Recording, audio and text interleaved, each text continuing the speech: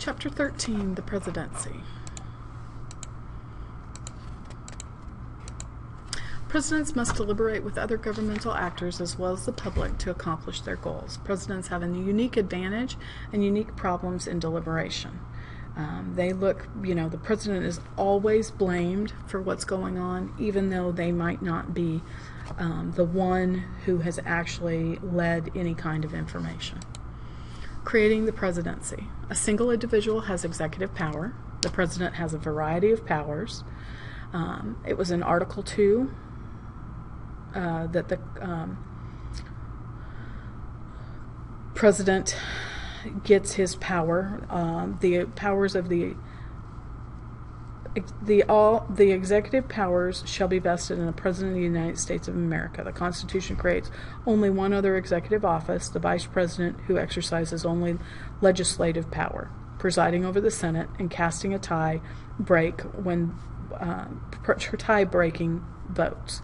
The framers rejected both committee executives, despite urging some of the constitutional conventions, the Executive Council, common in the states, that would have approved executive decisions. This unified executive would act with more decision, activity, secrecy, and dispatch than the committee or one checked by a council. The presidential duties of the executive office: he shares with the Senate the responsibility to recommend measures to Congress, to convene an extraordinary occasion, the duty to take care that laws be faithfully executed, and qualified vetoes from Congress is one of these things. Our legislature does not select the president. A president is selected from the Electoral College. We're learning that a lot this year, the Electoral College. Each state has the equal number of electoral votes based on how many senators and House of Representative members they have for their state. And so in Oklahoma we have 7. We have 7 electoral votes. Presidential term is 4 years. That 4-year term, they can run again for another 4-year term. It was not changed until the 1950s that our presidential term ended to 2 terms, a total of 8 years, or they may do 2 years of another president's office, so they could have a max of 10 years if they did 2 years of somebody else's office and then were elected to 2 4-year terms on their own. They must be a natural-born citizen in order to hold that job. George Washington and the early presidents. George Washington helped set the 2-term president. He was very clear that he only needed to be in office for 2 terms, and so when he takes over presidency in 1795 from 1795 until 1940, we only had all of our presidents were either 1 or 2-term presidents. After that, FDR is our only president that has 4 terms. The other thing under Washington, economic and commercial matters, his Secretary of Treasury, Alexander Hamilton, fashioned key policies and persuaded Congress to adopt them. In law enforcement, Washington vigorously upheld the nation's laws by calling up a 13,000 member of state militia to put down the violent resistance in western Pennsylvania to the new federal tax on whiskey, the so-called Whiskey Rebellion, near the end of his 2nd term. Washington decided to retire to private life, thereby helping set the 2-term precedent that only lasted until 1940.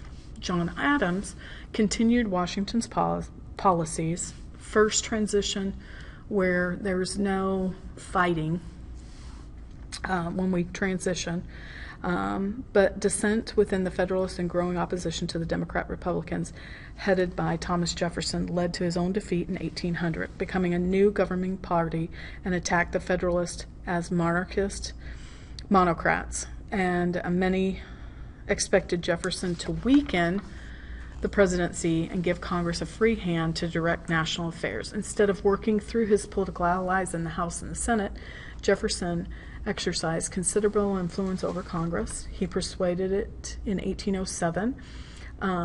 Widespread opposition and prohibitive trade with Europe nation to reduce the likelihood of war. Jefferson also did the large purchase of the Louisiana Territory, despite his reservations about adding the territory and fearing war with Britain in 1807. Some charge that Jefferson actually exceeded his authority. Tom, it's one of those things. Executive, prerogative, it dates back to a philosopher's John Locke second treatise of government, in which Locke describes the power to act according to discretion for the public good without prescription of law, and some even against it. The doctrine of executives may sometimes have to violate the law to preserve the nation. Andrew Jackson. Andrew Jackson, in his 8 years in office from 1829 to 1837, halted the doctrine and the presidential influence, at least temporary. Jackson was a military hero of the War of 1812, and he believed he was cheated out of the presidency in 1824.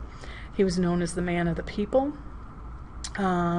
In nearly all states, he extended the vote to all free white males and allowed people to choose their presidential candidate directly. Elections of 1828, the popular contest, Jackson won in a landslide. Jackson's problem was the Bank of the United States. Make the rich richer and potentially more powerful, and so he canceled the Bank of the United States and he vetoed their recharter. He also withdrew federal deposits to the Secretary of Treasury, and not that the president directly. Jackson's opponents charged that he had illegally acted, and on March 1834 the Senate formally censured the president for assuming upon himself the power not conferred by the Constitution of law. Jackson formally protested the Senate's action and insisted departing heads were his agents. Their job was to aid him in the performance of his duty, caused the vessel of the whole executive power. The president insisted that the direct representation of America and the secretaries were not. In 1837, Jackson supported the majority and the Senate voted to expunge the censure.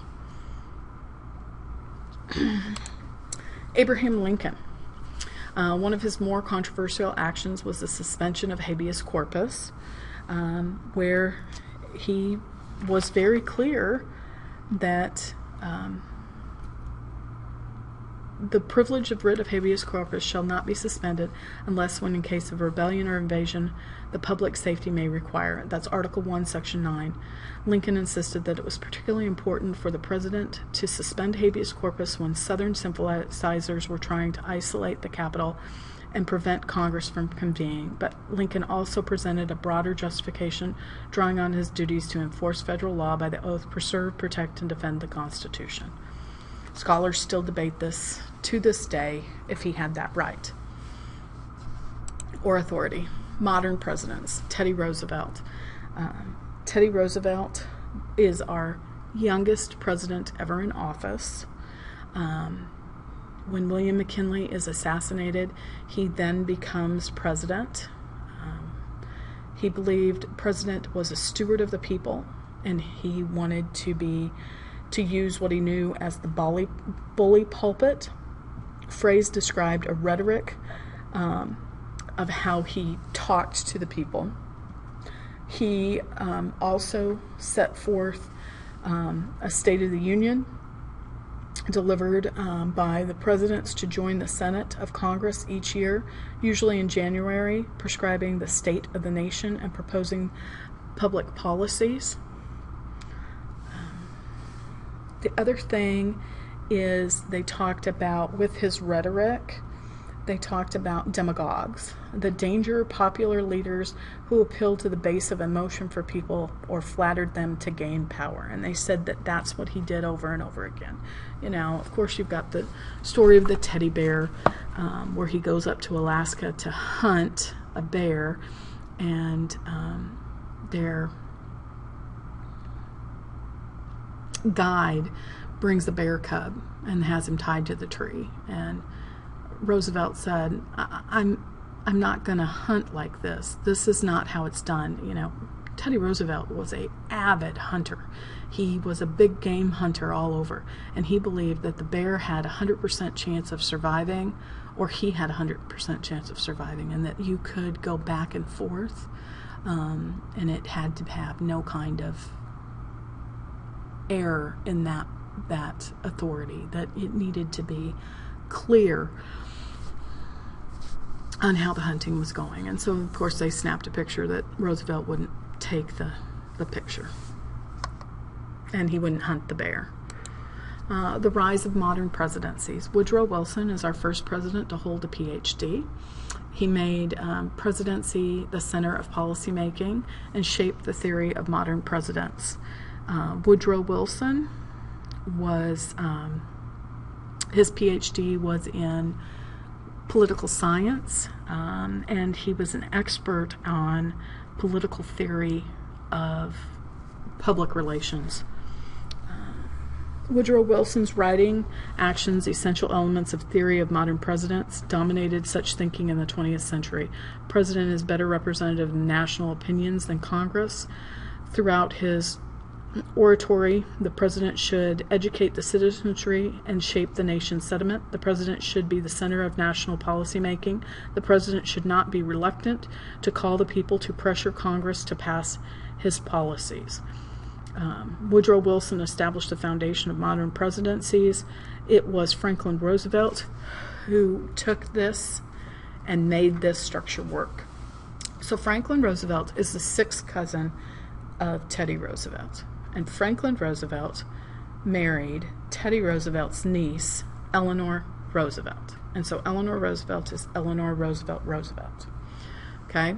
So Franklin Roosevelt added political skill and charisma to the presidency, dominated the national political scene, and broadened his interpretation of political power.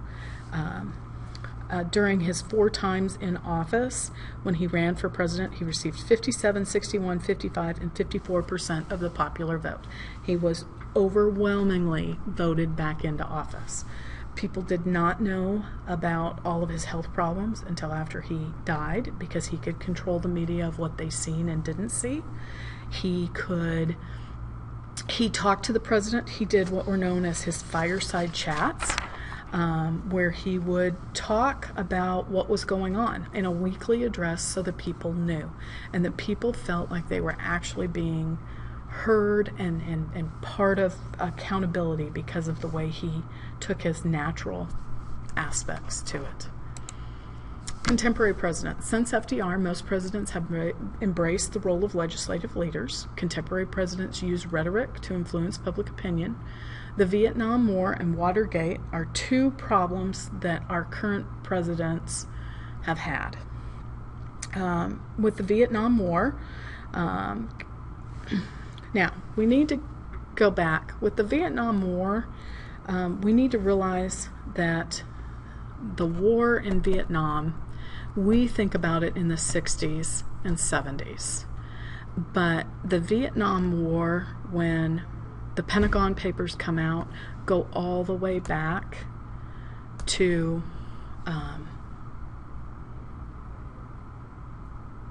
McKinley's administration talking about different things over in the Indochina area, where Vietnam would be. The nation's highest office, some charges had become imperial presidents. Presidents said they exercised the war powers vested in Congress by the Constitution. Led to separation of powers and using to attack political powers for legal process. Of course, the Watergate scandal came a lead in July 1974, when, after a lengthy investigation, the House Judiciary Committee passed 3 articles of impeachment against President Nixon. These articles accused him of violating his oath of office and significantly charged him with obstruction of justice in the investigation of June of 1972 break-in at the headquarters of the Democratic National Committee in the Watergate Hotel complex in Washington, D.C., violating the constitutional rights of American citizens through the misuse of Internal Revenue Service, the Federal Bureaucracy Investigation and Secret Service, and filing failing to provide papers and other materials subpoenaed by the House Judiciary Committee during the investigation. Nixon's public and congressional support plummeted. He resigned August 9th, 1974. In response to these events, Nixon's immediate successor, Republican Gerald Ford, what did they do? Ford pardons him for anything he could have done prior to the date of the pardon. And because of that, he loses his re-election, his election campaign, because he was appointed to office of vice president, so then he became president because of an appointment. And Jimmy Carter, is, with his low-key style, is able to become president. And that. And it really was one of those issues. Another problem in here that we don't talk a lot about is Carter. Carter becomes a president that was more relaxed. He could have been, the guy down the street, very well educated, very smart. His problem was we had high inflation, and we had the Iran hostages. They were held for 44 days, and at the end of his term, the radical students of Iran held more than 50 Americans in Tehran. In April of 1980, the rescue attempts failed in a sandstorm in the Iranian desert. For many, the hostage crisis, coupled with economic distress, symbolized the failure of a presidential leadership. Many journalists and scholars reflected in the succession of so-called failed policies. And Ronald Reagan is elected president.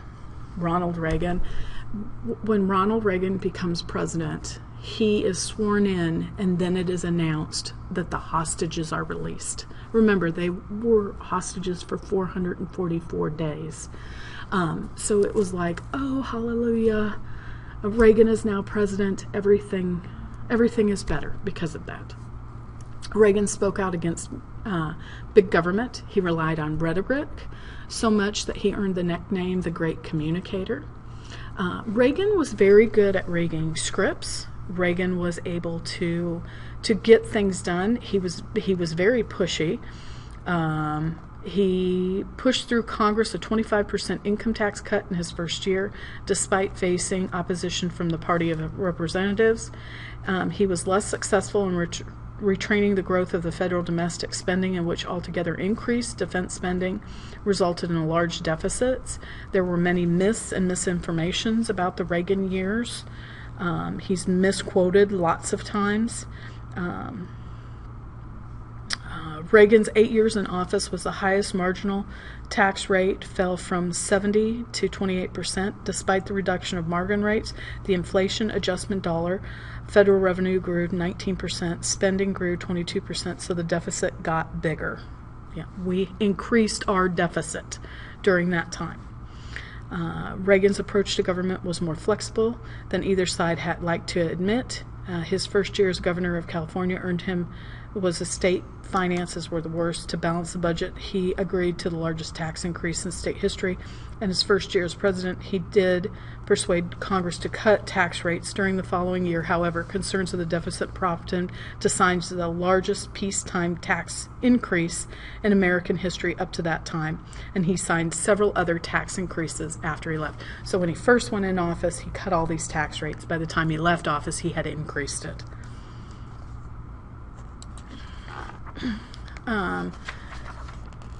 Reagan's successor, George H.W. Bush, William Clinton, George W. Bush, had large impact as he did in the American politics system. Many speak of the Reagan Revolution. Both of those who embraced it and those who did not. No one talks about the Bush Revolution for either Bush or the Clinton Revolution. It's the Reagan Revolution. There are lots of policies that go on. Clinton expanded the American military mission in Somalia, introduced peacekeeping forces in Yugoslavia, fought 3 months air war in Serbian forces in Kosovo, and sent troops to Haiti, all without prior Congress's approval. George W. Bush directed a war against terrorism responsible for the attacks on September 11th, persuading Congress to authorize removal of Saddam Hussein from power in Iraq. Later, a Democratic majority of the House and Senate had become in power in 2006, failed to enforce administration withdrawal from Iraq. Because none of these presidents was nearly as dominant in domestic policies, scholars have considered the two presidents thesis originally formulated in the 1960s. Barack Obama refashioned national security, passed large stimulus bills through Congress, led the federal bailout of banking and auto industries, led healthcare reform, and now it's the debates on has he went out of his limits of his powers of president. Those are always things we look at. 9 vice presidents have become presidents. The 25th Amendment fills the vacancies of president. Fills the vacancies of vice president if something happens to the vice president, because we did not have that when JFK died, and so we had to get those very clear on what was going to happen. Until recently, office have had little power. Only constitutional duty is serving as president of the Senate and voting in case of a tie. However, Eisenhower becomes president, and he was a general, and he was very, very clear of what needed to happen. And so he made his vice president, which was Richard Nixon, work very hard and put him up to things. Now, I want you to also realize during this, Truman was FDR's vice president. He knew nothing of the atomic bomb. When FDR dies in April of 1945, the atomic bomb is dropped in August of 45. He knew nothing about it. FDR dies, and that's when he finds all about the project. He knew nothing about it before. He makes that decision. It's a remarkable decision he made with very, very little knowledge of that process. Executive office and the president. The formal staff organization of the White House is 1,700 staff members supervised by the president and the chief of staff. Presidents have delegated authority to these staffers in different ways. The chief of staff has the highest ranking staff aide to the president, whose duties include supervising White House employees, overseeing presidential schedules, and advising president on policies and politics. The White House is very much constructed where only a few people actually see the president. It fosters deliberation of the aides to ensure that the president gets enough information. There's a problem when the president gets too closed off, or if it's always the same people, if they think the president isn't getting enough different perspective. Cabinet. President's formal advisors. A collective name for the president's formal advisors. The cabinet includes the vice president, heads of 15 executive departments, and others whom the president grants cabinet rank. President relies on the cabinet secretaries in many ways, policy advisements, but ultimately the president has the presidential authority. Office of Management and Budget oversees all budget proposals, rules, and legislation that come up. There's very clear deadlines of what the cabinet can do and not do. National security. The national security presents special challenges because it involves diplomacy, intelligence, military forces, economics, and international law. It was established in 1947, the National Security Council, to deliberate about national security and other foreign policies, chaired by the president. President prefers to make decisions related to national security based on his deliberation with the National Security Council.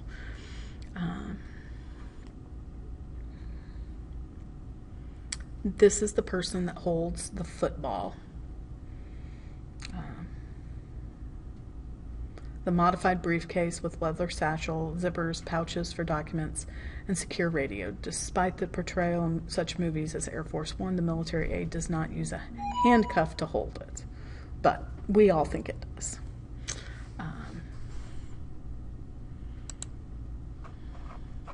National security provides diplomacy, intelligence, military forces, economic, and international law. Groupthink, the dangers of it. Groupthink, a tendency for members of policy-making groups to go along with and preventing views of muted their own misgivings because they're afraid that they will not have access to the president if they do not go with his wishes. Prestige of president may imitate people to defer to his wishes. There were a lot of people with President Johnson. He would take votes and then say, okay, how do you vote? And everybody would vote no, and he'd go, the ayes have it. And then they'd go with his way. But they told him the different options. Two-way street of persuasion. President uses mixed deliberation and bargaining to influence Congress. Members of Congress want to influence presidential policy decisions. It's a counterbalance between the two. How they get along, how they don't get along. We've seen that a lot this last several years with Barack Obama and John Boehner when he was Speaker of the House, where they just couldn't, John Boehner was always about, well, if we could go play golf, it would be better. I'd know somebody better. And so there's a couple pictures of playing golf, but they couldn't always work it out where they could get along. Vetoes. Presidential influence legislation through vetoes. Vetoes are more common in divided government, but president relies on his party to provide opposition to sustain the vetoes. Remember, vetoes are important, especially if presidents don't want to go. Eisenhower did the most vetoes, and then George H.W. Bush did a lot of vetoes. Nixon and Ford together did a lot of vetoes also, because that's where they were looking at in their items. Direct authority. We have proclamations, executive orders, signing statements, recess appointments, and executive agreements. Proclamations. A formal statement issued by the president to the nation, often, but not always, to declare a ceremonial occasion, such as National American Indian Heritage Month, Black History Month. Executive orders, official documents having the force of law through which the president directs federal offices to take certain action. Every president has done executive orders, and the number is like 13,000 now. And if you research it and look up, I had a student years ago that told me that oh my goodness, Barack Obama had done all of these things, and he gave me an executive number 9062, 9082, and it was under FDR. 9 zeros in the 9 zeros was FDR's number, and it was on 9066, I think is the one it was, and that was where we said that the internment camps for the Japanese. And so the kid had no clue. He was just told, well, Barack Obama has done 13,000 executive orders. That's not true. He has not.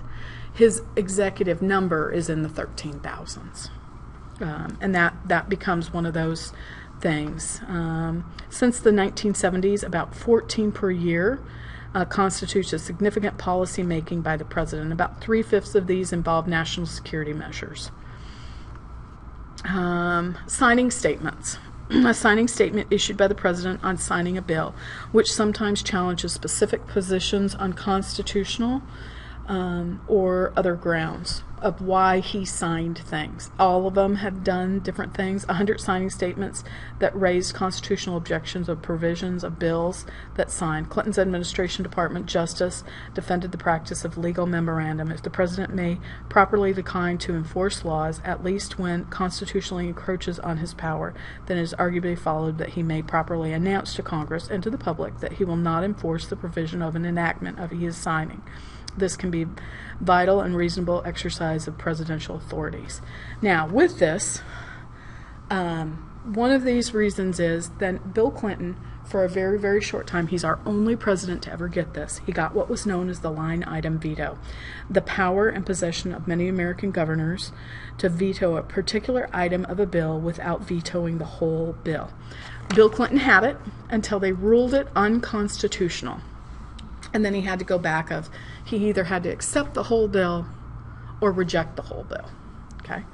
Recess appointments, a temporary appointment that president can make when the Senate is in recess.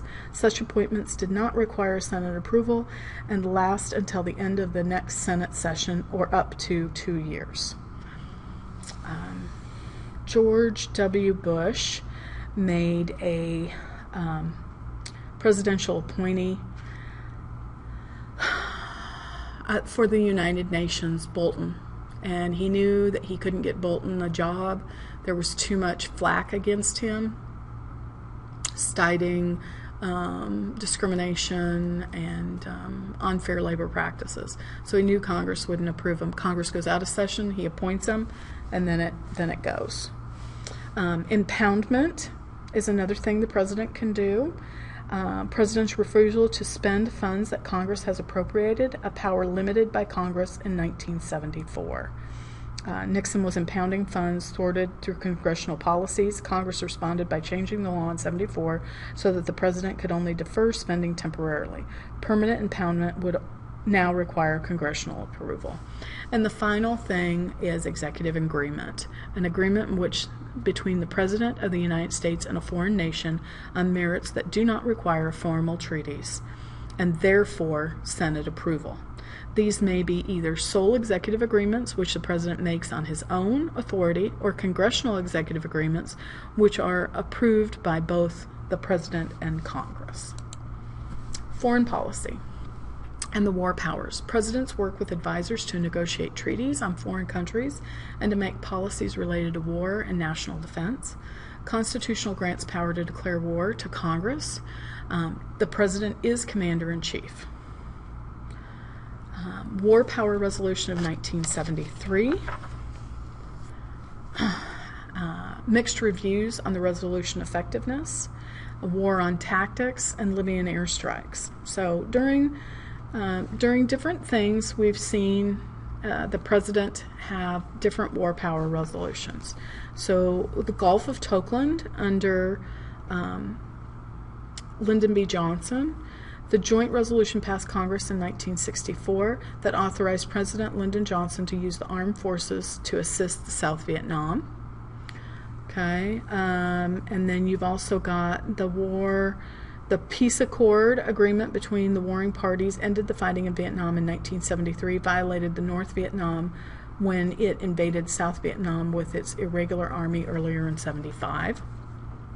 The War Powers Resolution, joint resolution passed by Congress in 1973 to limit the occasion when the President could order armed forces in combat and require prior consultation with Congress before such actions and regulatory reporting.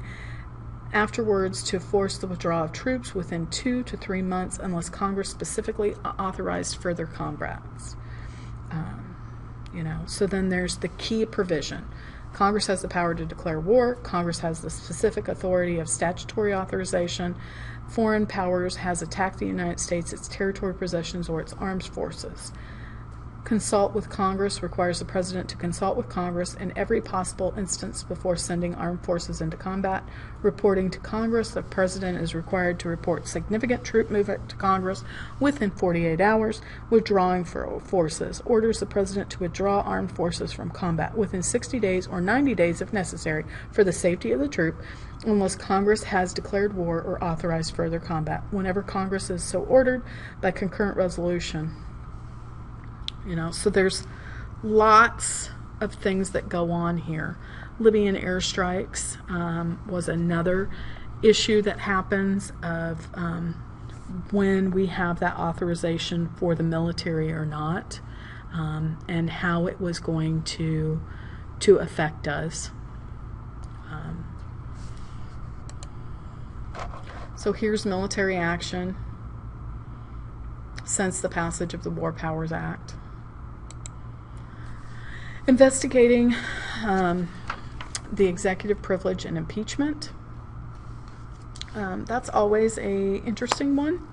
Executive privilege, a doctrine stating the president may sometimes legitimately refuse to provide executive branch information to Congress, courts, or the public.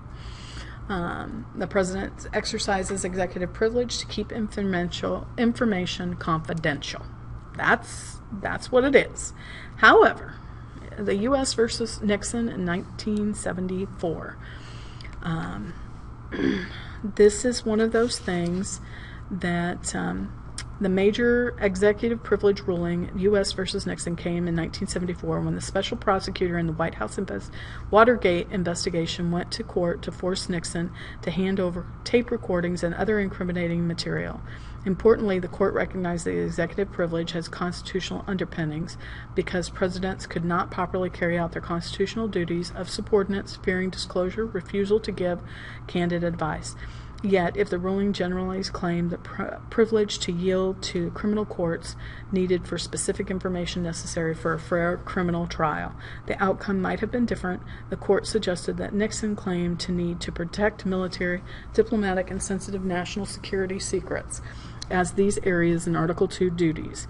Unanimous decision held that the courts have traditionally shown the utmost deference to presidential responsibilities. So Nixon lost the claim and provided the recordings and other material. One recording revealed him trying to obstruct the investigation of Watergate break-in by ordering aides to tell the FBI it was a CIA operation. Nixon resigned soon after the disclosure of the smoking gun tape, but the ruling against Nixon's executive privilege claim, the court acknowledged the importance of confidential communication with deliberates within the executive branch. Nixon resigns when impeachment becomes inevitable.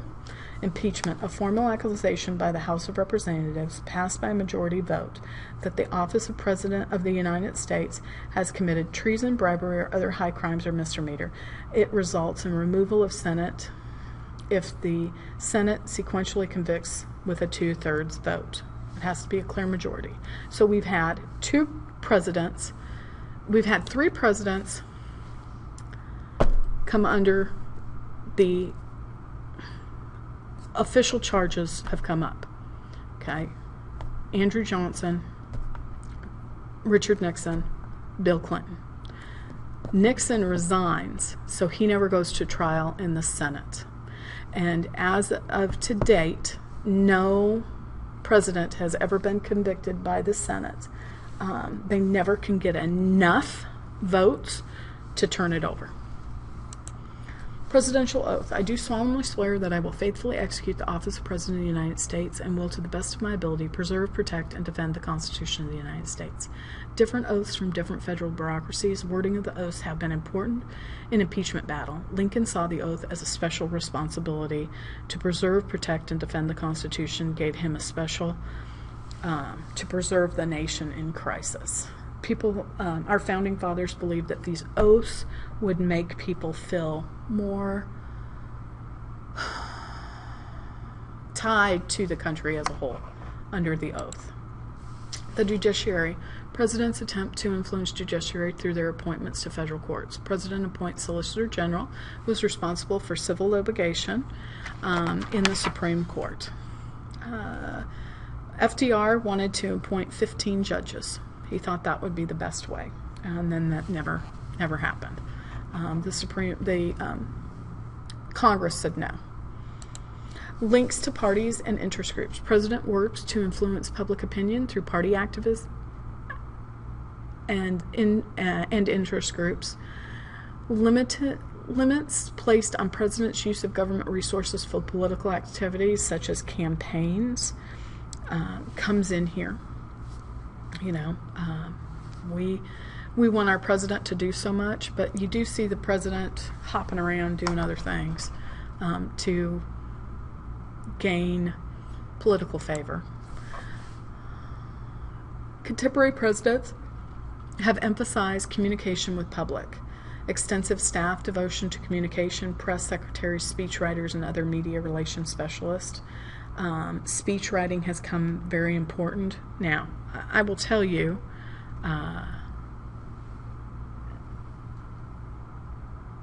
it was obvious with W. Bush that he did not write his own speeches.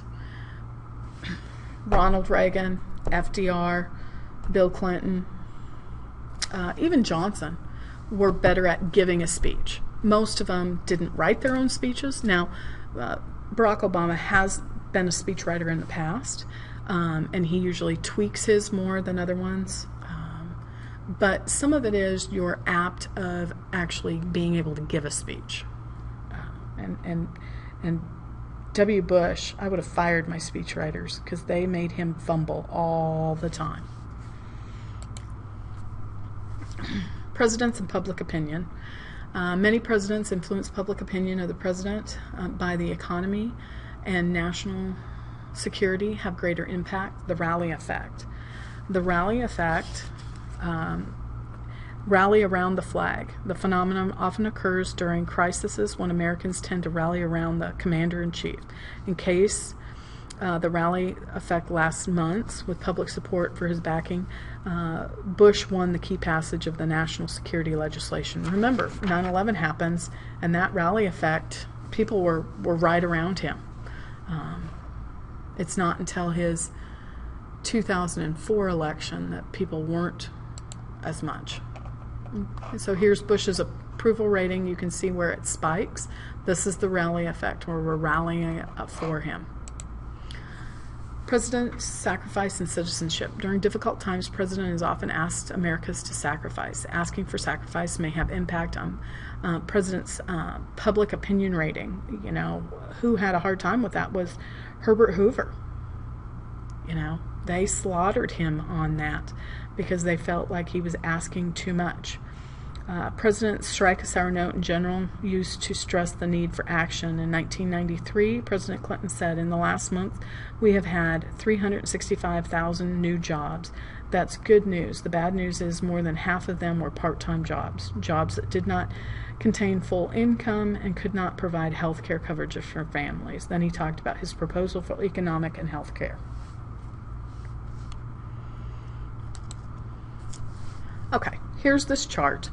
And this is how we rate a president: your time and chance in office and your courage and conviction. So, now, when you look at these things, Washington, Lincoln, and Roosevelt, they said time and chance, courage and conviction, that they're greats. Okay? FDR is near great. Okay?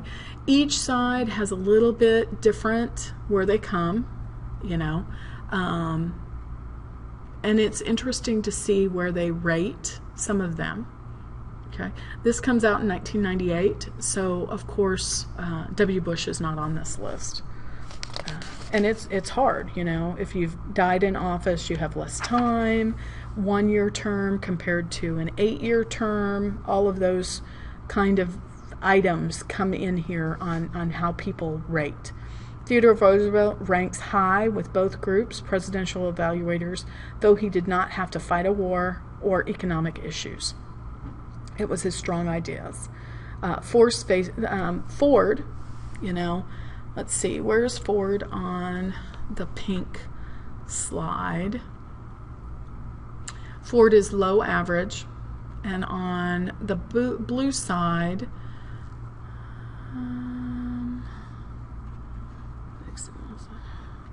he's on low average for both sides on that. You know, a lot of people believed because of what he did for Nixon, he should be a lot further down. So that's one of those kind of issues. How do presidents contribute to deliberation of democracy? They deliberate with advisors and aides. They work to influence Congress and participate in the national debate to influence public opinion. They call town hall meetings. They get on TV and talk about things. You know, the president can really get a group of people to watch what he's doing at any time, to talk about what's going on. And presidents have used the television and radio to work their magic for what's best for them. Okay, end of chapter 13.